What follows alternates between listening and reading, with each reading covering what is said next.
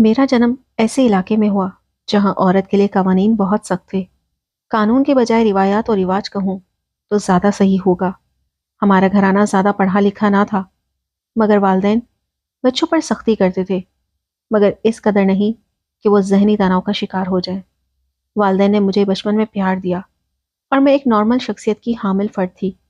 جب میٹرک میں تھی، بابا جان نے میری نسبت چچا زاد احمد سے طے کر دی۔ میں بہت خوش تھی۔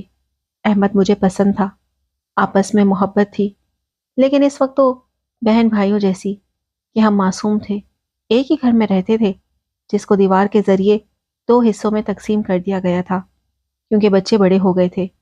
ہمارے والدین کا خیال تھا کہ میری اور احمد خان کی شادی 2 سال بعد کر دی جائے گی، چونکہ ہمارے خاندان میں بزرگ اپنی اولاد کی شادی میں دیر کو بدشگونی خیال کرتے تھے۔ جن دنوں میں نے میٹرک پاس کر لیا، کالج میں داخلے کی خواہش ظاہر کی، کچھ پس و پیش کے بعد والد صاحب نے گرلز کالج میں داخلہ دلوا دیا۔ میں نے سائنس میں داخلہ لیا کیونکہ دل میں ڈاکٹر بننے کی آرزو تھی۔ والدین نے منع نہ کیا کہ پڑھتی ہے تو پڑھنے دو، جب شادی کا وقت آئے گا تو شادی بھی کر دیں گے۔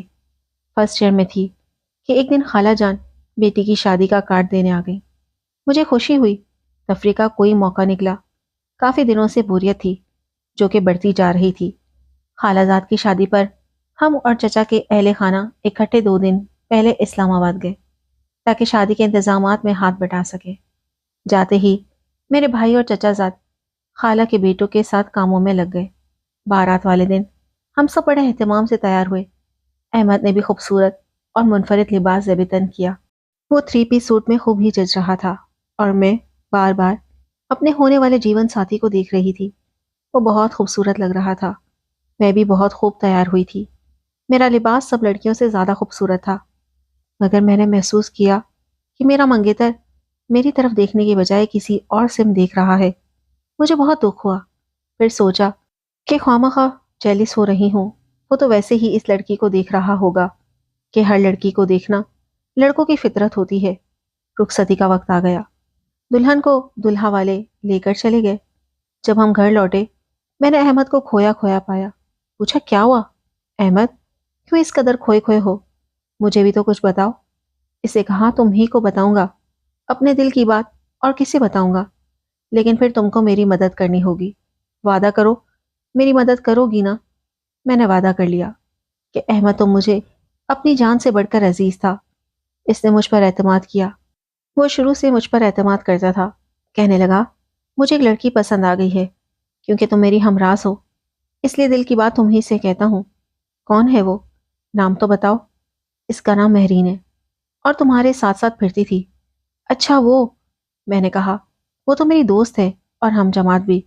دراصل وہ خالو جان کے رشتہ دار ہیں، اسی وجہ سے وہ بھی خانزادی کی شادی میں آئے ہوئے تھے۔ وہ اپنے والدین کے ساتھ آئی تھی۔ تو کیا تم اس کو پہلے سے جانتی ہو؟ ہاں احمد، وہ بہت اچھی لڑکی ہے، میری پسندیدہ دوست ہے، میری کلاس میں پڑھتی ہے۔ یہ تو بہت اچھا ہوا۔ میری خوش قسمتی ہے کہ اب میں تمہارے ذریعے آسانی سے اپنے دل کی بات اس تک پہنچا سکتا ہوں۔ تم نے وعدہ کیا ہے کہ تم میری مدد کرو گی، تو کیا میری مدد کرو گی؟ ہاں، کیوں نہیں، میں نے بجھے ہوئے دل سے کہا۔ بھلا میں کیسے انکار کرتی؟ کیا کوئی اپنے محبوب کو بھی انکار کر سکتا ہے؟ تو پھر تم اسے میرا یہ پیغام پہنچا دو کہ میں اسے پسند کرتا ہوں اور شادی کا تمنائی ہوں۔ کہو اچھا؟ ہاں، میں نے جواب دیا۔ ہاں بھائی اچھا، میں ضرور تمہارا پیغام اسے پہنچا دوں گی۔ حالانکہ میرے دل پر قیامت بیت رہی تھی، لیکن محبت تو نام ہے قربانی کا، اپنے محبوب کو خوش دیکھنے کا اور اس کی خوشیاں پوری کرنے کا۔ میں نے اگلے روز کالج جا کر مہرین کو احمد کا پیغام پہنچا دیا۔ وہ تو جیسے پہلے سے ہی منتظر تھی کہ دونوں طرف لگن برابر لگی ہوئی تھی۔ اس نے صد اشتیاق بات سنی اور جواب میں ایک پرچے پر شعر لکھ کر دیا کہ اپنے کزن کو دے دینا۔ شعر کا مفہوم اظہار محبت تھا۔ میں نے یہ پرچہ گھر آ کر احمد کے حوالے کیا، جیسے اپنے اپنوں کی امانت کو حوالے کرتے ہیں۔ اس نے پڑھا تو بانچیں کھل گئی۔ بس پھر کیا تھا، میں تو ایک ڈاکیا، ایک پیغام رساں بن گئی۔ دونوں میری معرفت کاغذ پر حرف کشیدہ کرتے اور ہم کلام ہوتے۔ میں وعدہ کر کے پھنس گئی تھی، ہر روز کرب سے گزرتی، مگر اپنے محبوب کی خاطر نہ چاہتے ہوئے بھی یہ ناخوشگوار فریضہ سر انجام دے رہی تھی۔ میرے دل کی حالت زخمی اور میری محبت زخمی ہوتی گئی، اور ان کا دلی تعلق مضبوط سے مضبوط تر ہوتا گیا۔ یہی سوچتی تھی کہ جب احمد مجھے نہیں مہرین کو چاہتا ہے تو اس کی محبت اور خوشیوں پر مہرین کا حق بنتا ہے، میرا نہیں۔ زبردستی شادی، مجھے ایسی شادی منظور نہ تھی جب جان چکی کہ احمد کسی اور سے پیار کرتا ہے۔ عقل یہی کہتی تھی کہ تم رستے سے ہٹ جاؤ، ان کو راہ دے دو، آگے ان کی قسمت، رب نے تقدیر میں لکھا ہوگا تو انہیں ملا دے گا اور ہمیشہ کے لیے ایک کر دے گا۔ احمد تو اپنی کامیابی پر پھولے نہ سماتا تھا، دن میں کئی بار آ کر مجھ سے مہرین کے بارے میں بات کرتا اور چاہتا تھا کہ بس میں اس کی محبوبہ ہی کا تذکرہ کرتی جاؤں۔ کالج میں وہ کیسی لڑکی کہی جاتی ہے، آج اس کے ساتھ دن کیسا گزرا، کیا کہتی تھی میرے بارے میں، کیا باتیں ہوئیں، ہر لمحے کی رپورٹ سننا چاہتا تھا۔ وہ میں بادل نخواستہ اس کو لمحے لمحے کی ہر بات بتانے پر مجبور تھی، محض احمد کو خوش دیکھنے کے لیے۔ مہرین کی چاہت میں میرا کزن مجنون سا ہو گیا، اس کی محبت میں دن رات اسی کے خیالوں میں گرفتار تھا، اس کی یاد میں گلے گلے ڈوب گیا تھا۔ دونوں فون پر باتیں کرتے اور پھر ملاقاتیں ہونے لگی۔ ستم یہ کہ دونوں ہی مجھ پر اعتبار کرتے ہوئے مجھے اپنا راز نہ جان کر ہر بات بتاتے، اور میں ان سے اپنے سلگتے ہوئے جذبات چھپاتی، اپنے دل کی حالت نہ بتاتی۔ دونوں کو معلوم نہ تھا کہ میں احمد سے کتنی محبت کرتی ہوں۔ خدا کے بعد اگر کسی انسان سے والہانہ محبت تھی تو وہ احمد تھا، جسے ایک بار بھی نہ کہہ سکی کہ احمد میں بھی تم سے محبت کرتی ہوں، ذرا میری طرف بھی دیکھ لو، میرے دل کی کیا حالت ہے، میں کس کو بتاؤں، تمہاری اور مہرین کی میں رازدان ہوں، مگر میرا غمگسار، میرا رازدان کوئی نہیں۔ احمد کا خیال تھا کہ وہ اپنی مرضی کی شادی کر سکے گا، وہ ماں باپ کا بے حد چہیتا تھا اور ابھی زیر تعلیم تھا، اس لیے والدین بھی شادی کے لیے نہیں کہتے۔ ان کا خیال تھا 2 سال بعد جب وہ اپنی تعلیم مکمل کر لے گا تو اس کی شادی کا مرحلہ آئے گا، تب یہ بات کریں گے۔ ایک دن مجھے مہری نے بتایا کہ اس کے والدین اس کی شادی کر رہے ہیں۔ یہ سن کر میں سکتے میں رہ گئی، کیونکہ احمد کا والہانہ پن دیکھ رہی تھی، جانتی تھی اس خبر سے میرے کزن کو کتنا صدمہ ہوگا، وہ تو برداشت بھی نہ کر پائے گا اس صدمے کو، اس پر تو قیامت گزر جائے گی۔ اور مہرین اب وہ آنسو بہا رہی تھی، میرے سامنے کے والد سخت ہیں، ہرگز اس کی نہ سنیں گے۔ اس کی سمجھ میں نہ آتا تھا کہ کیا کرے، بس دل پر پتھر رکھ کر احمد کو بتانا تھا، مگر میں مہرین پر خفا ہو گئی کہ واہ، یہ کیا تماشا ہے کہ وعدہ کسی سے اور شادی کسی سے۔ اگر ایسی ہی مجبور تھی تو میرے کزن کو پہلے دن ہی امید کے رستے پر نہ چلایا ہوتا، اسے اتنی دور تک اپنے ساتھ سفر کر لیا، اور جب اس نے تم کو اپنی منزل سمجھ لیا تو اب بزدلی دکھا رہی ہو اور تم کو اپنی مجبوریاں دکھائی دے رہی ہیں۔ سمجھ میں نہ آتا کہ کیسے کہوں احمد سے، مگر پھر دل پر پتھر رکھ کر بتانا ہی پڑا۔ یہ بھی مہرین کا پیغام تھا جو اس تک پہنچانا لازمی تھا۔ جب میں نے بتایا کہ مہرین کی شادی ہے تو وہ ہنس کر بولا، زرتاشا میرے ساتھ ایسا مذاق مت کرو۔ میں نے کہا سچ کہہ رہی ہوں، مجھے تمہاری قسم، یہ مجھے مہرین نے کہا ہے کہ تم کو بتا دوں۔ جب وہ کچھ پریشان سا ہو گیا اور پھر اس نے مہرین کو فون کیا، جب اس نے بتایا کہ یہ بات صحیح ہے تو احمد نے فون رکھا اور چپ چاپ اپنے کمرے میں چلا گیا۔ جب میں اس کے کمرے میں گئی، وہ اپنے بستر پر لیٹا رو رہا تھا۔ تسلی دینے کی کوشش کی، مگر اس نے کچھ نہ سنا، جیسے گونگا بہرا اور اندھا ہو گیا ہو۔ وہ بس روتا ہی رہا اور میں پریشان ہو کر اس کے کمرے سے نکل آئی۔ کسی کی خاطر احمد کی آنکھوں میں پہلی بار آنسو دیکھ کر دہل گئی تھی۔ اپنے کمرے میں آ کر میں خوب روئی، کیونکہ میں اس کی آنکھوں میں آنسو نہیں دیکھ سکتی تھی، اسے روتا نہیں دیکھ سکتی تھی۔ وہ اس قدر صدمے میں چلا گیا کہ بیمار پڑ گیا۔ پھر ایک وقت ایسا آیا کہ اسے اسپتال لے جانا پڑا۔ ادھر مہرین کی منگنی ہو گئی اور شادی کی تاریخ قریب آ گئی۔ اس روز میں خوب روئی جب مجھے مہرین کی شادی کا کارڈ ملا۔ میرا کزن اسی دن اسپتال سے گھر واپس آیا تھا۔ میں اپنے محبوب کزن کی حالت دیکھ کر مہرین کو دل ہی دل میں کوس رہی تھی، جس کی وجہ سے احمد کی حالت ایسی ہو گئی تھی جیسے کسی نے تن سے روح کو کھینچ لیا ہو، اور اس بے وفا سے اتنا بھی نہ ہو سکا کہ ایک تسلی کا خط لکھ دیتی، جو ہر روز محبت نامہ لکھ کر مجھے دیا کرتی تھی۔ اب اس نے اچانک ہی ترک تعلق کر لیا تھا۔ اس وجہ سے اور زیادہ احمد غمزدہ تھا۔ اگلے دن میں کالج گئی تو وہ اپنا کالج لیونگ سرٹیفکیٹ لینے آئی ہوئی تھی۔ میں نے اسے دیکھ کر منہ پھیر لیا۔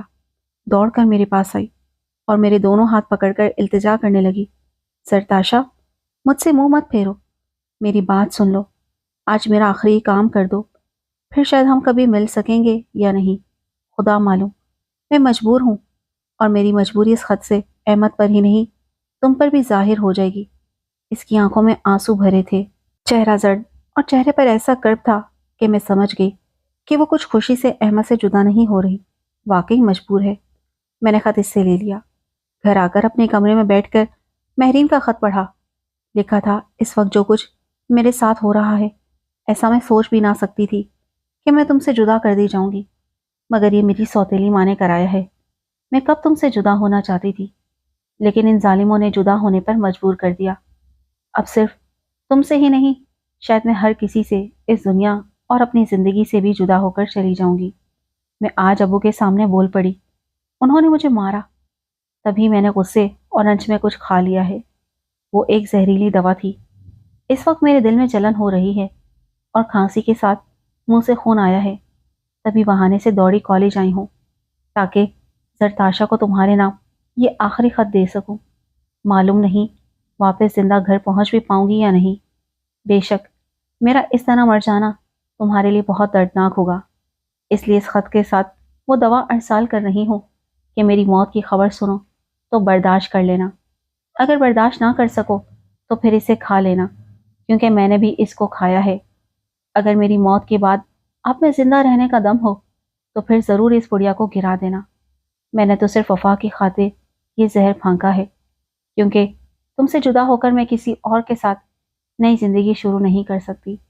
کل میرا نکاح ہونا تھا، لیکن کل میرا گھر شادی سے قبل ماتم گھر میں بدل چکا ہوگا۔ میں نے گھر والوں کے آگے ہاتھ جوڑے، بہت منت سماجت کی، مگر انہوں نے اپنا فیصلہ نہ بدلا، تو اب میں بھی مزید نہیں جیوں گی، ان کو کبھی معاف نہ کروں گی۔ کوئی ان سے پوچھے کہ پیاروں کی جدائی کس قدر دردناک ہوتی ہے۔ تمہارے دل میں بہت سے غموں کے جال بچھا کر جا رہی ہوں، مجھے معاف کر دینا۔ اس صبر کا اجر تم کو اللہ پاک دے گا کہ تم نے محبت کرتے ہوئے بھی کبھی میرے تن کو میلا نہیں کیا۔ ہم پاک باز تھے، یہی امر ہماری سچی محبت کی گواہی بنے گا۔ میں چلی جاؤں گی، اب تمہارے ساتھ بس میری یادیں ہی رہیں گی۔ ہمت نہ ہارنا، یہ مت سوچنا کہ ہم جدا ہو گئے ہیں، نہیں، تم ہی میرے سچے اور حقیقی ساتھی ہو، ہم مر کر بھی جدا نہیں ہو سکتے۔ یہاں نہیں تو قیامت کے روز ضرور ملیں گے۔ اس وقت میں بہت تکلیف میں ہوں، گھبرائے ہوئے دل کے ساتھ خط لکھ رہی ہوں۔ خط پڑھ کر میں سن ہو گئی، کیا واقعی مہری نے اس وقت زہر پھانک رکھا تھا جب وہ مجھے خط دے رہی تھی؟ اس کے گھر کا فاصلہ کالج سے صرف 5 منٹ پر تھا، پھر بھی وہ اس حال میں کیوں کر گھر تک پہنچی ہوگی؟ اس کا چہرہ اس وقت سرسوں کے پھول کی طرح زرد تھا اور آنکھیں کرب سے کھینچی ہوئی تھی، شاید کہ وہ موت و زیست کی کشمکش سے گزر رہی تھی۔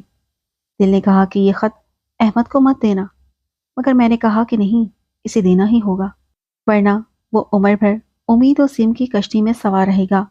بے شک ایسے زخم جلد نہیں بھرتے، مگر وقت ان کو آہستہ آہستہ منتمل کر دیا کرتا ہے۔ اس وقت تو مجھے یقین نہیں آ رہا تھا کہ واقعی مہری نے زہر پھانک لیا ہوگا۔ کیا اس دور میں بھی کوئی کسی سے سچا پیار کرتا ہے؟ میں نے وہ خط جو آخری امانت تھی مہرین کی احمد کو پہنچا دیا۔ وہ خط پڑھ کر بہت پریشان ہوا، لیکن میں نے اسے وہ پوری نہیں دی جو اس خط میں لپیٹ کر مجھے مہرین نے دی تھی۔ اس کو میں نے غسل خانے کی موری میں بہا دیا۔ نہیں معلوم وہ زہر تھا یا نہیں، مگر میرا دل یہی کہتا تھا اس کو تلف کر دوں، سو میں نے کر دیا۔ مہرین واقعی جان سے گزر گئی۔ جب یہ خبر احمد کو ملی، وہ مرنے کے قریب ہو گیا۔ اسے ایک بار پھر اسپتال میں داخل کیا گیا، جہاں کئی دن داخل رہا۔ آخر گھر آ گیا۔ اب ہر وقت مہرین کی یاد میں رونا، اس کے ساتھ گزرے ایک ایک لمحے کو ذہن میں لا کر تڑپنا۔ میں دن رات اپنے کزن کی صحت کے لیے دعائیں کرتی تھی۔ آخر اللہ نے میری دعائیں سن لی اور احمد رفتہ رفتہ صحت یاب ہونے لگا۔ قدرت نے اس پر رحم کیا کہ میرے دل میں اس کی محبت باقی تھی۔ میں نے اس کو زندہ رہنے کا درس دیا اور حوصلہ بڑھانے میں دن رات ایک کر دیے۔ ہر وقت اس سے مہرین کی باتیں کرتی، جس سے اس کا دل کا غم ہلکا ہوتا جاتا تھا۔ ایک روز جبکہ وہ ایک درد بھرا گانا سن کر رو رہا تھا، میں نے ٹیپ ریکارڈر کو بند کر دیا اور اسے کہا میری طرف دیکھو، تم تو مرد ہو کر روتے ہو اور میں عورت ہو کر نہیں روتی، حالانکہ میں تم سے اس سے بھی زیادہ محبت کرتی ہوں جتنی مہرین تم سے کرتی تھی، کیونکہ محبت کرنے کے بعد بھی میں نے تم پر اپنی محبت کو ظاہر نہیں کیا، بلکہ تمہاری خوشی کے لیے تم پر اپنی محبت کو نچھاور ضرور کیا ہے۔ کیا کوئی لڑکی جو کسی سے محبت کرتی ہو وہ اپنے محبوب کی خوشی کے لیے ایسا کر سکتی ہے؟ تم کیا جانو میں نے کس قدر درد سہا ہے، پھر بھی اس درد کو کسی پر ظاہر نہیں ہونے دیا۔ میری محبت کا حوصلہ دیکھو، مرنے والے ایک بار مر کر دکھوں سے جان چھڑا جاتے ہیں، مگر جو زندہ رہ کر دکھ سہتے ہیں حوصلہ مند تو وہی ہوتے ہیں۔ قدرت کو تمہارا اور مہرین کا ملاپ اگر منظور نہ تھا تو اسے مشیت اعزی سمجھ کر صبر کرو اور میری طرح حوصلہ مند بن کر یہ دکھ برداشت کرو۔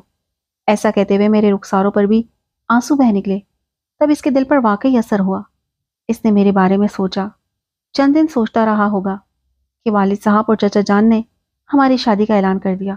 تب احمد نے ان کے فیصلے پر انکار نہیں کیا، خاموشی سے بزرگوں کے سامنے سر جھکا لیا۔ آج ہم اچھی زندگی بسر کر رہے ہیں، لیکن جب مہرین کی یاد آتی ہے ہم دونوں کو ایک ساتھ رلا ڈالتی ہے۔ خودکشی حرام ہے، اس نے احمد کو نہ پانے کے غم میں حرام موت کو گلے لگایا ہے۔ اللہ اس کو معاف کرے۔